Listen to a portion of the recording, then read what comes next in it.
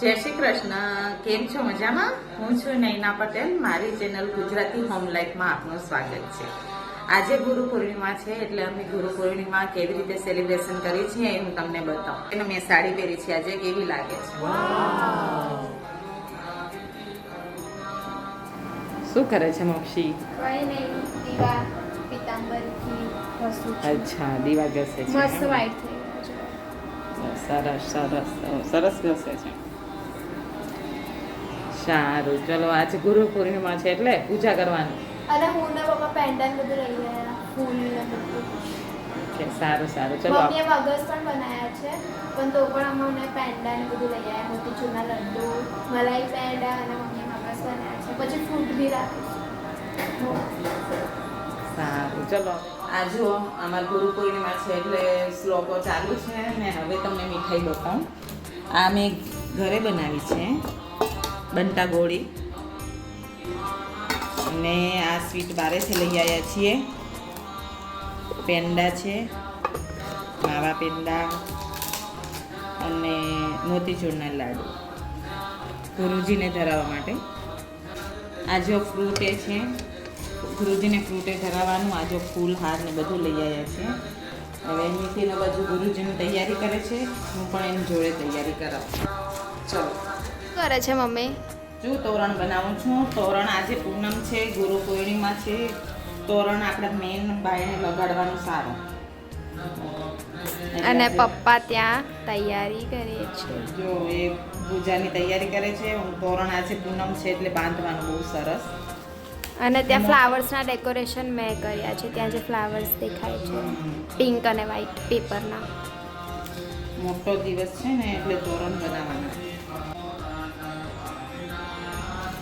આવી રીતે માપ લઈને બનાવવાનો.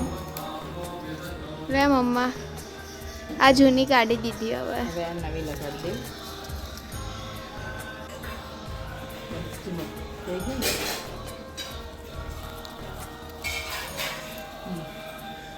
લાગી ગયું સરસ. હવે સાથિયા કરી નાખીએ.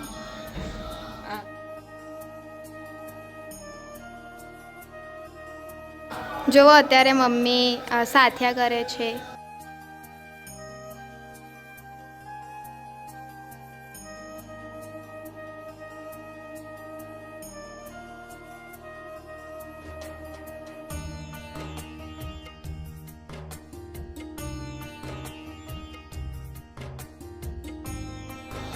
મોક્ષી તું શું કરે છે? કઈ નહીં, પ્રસાદ રેડી કરું છું. અચ્છા, ચલો. મોક્ષી તો પ્રસાદ રેડી કરે છે. હવે પ્રસાદ રેડી થઈ જાય એટલે આપણે આરતીને કરી લઈએ. આટલી થાળી પણ હજી રેડી કરવાની બાકી છે. ઓકે, સારું સારું.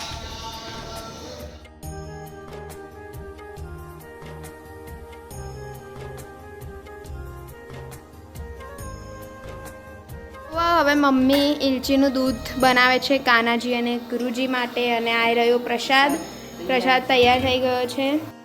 આ ઘરે પ્રસાદ બનાવ્યો છે. આ હું અને પપ્પા આજે સવારે જ મોતીચૂરના લાડુ અને મલાઈ પેડા લાવ્યા. અને આ બે ફ્રૂટ્સ છે.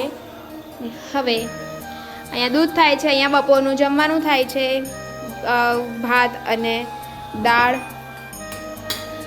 તો હવે આપણે આરતી કરીશું. બધું તૈયાર થઈ ગયું છે. અને કાનાનું દૂધ તૈયાર છે. હવે પ્રસાદને બધું મૂકી આવી ગયું છે. અને જો તૈયાર છે 5 વટવાળો દીવો. એ રાખીશું.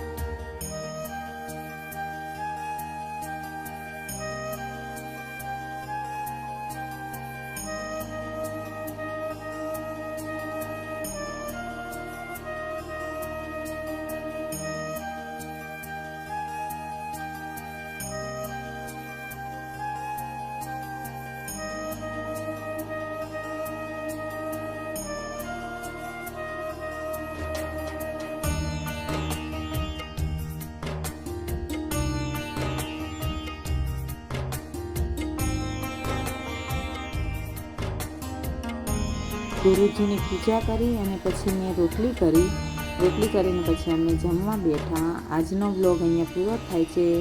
મારો વિડીયો ગમ્યો હોય તો લાઈક કરજો, શેર કરજો અને સબસ્ક્રાઈબ કરજો. જય શ્રી કૃષ્ણ.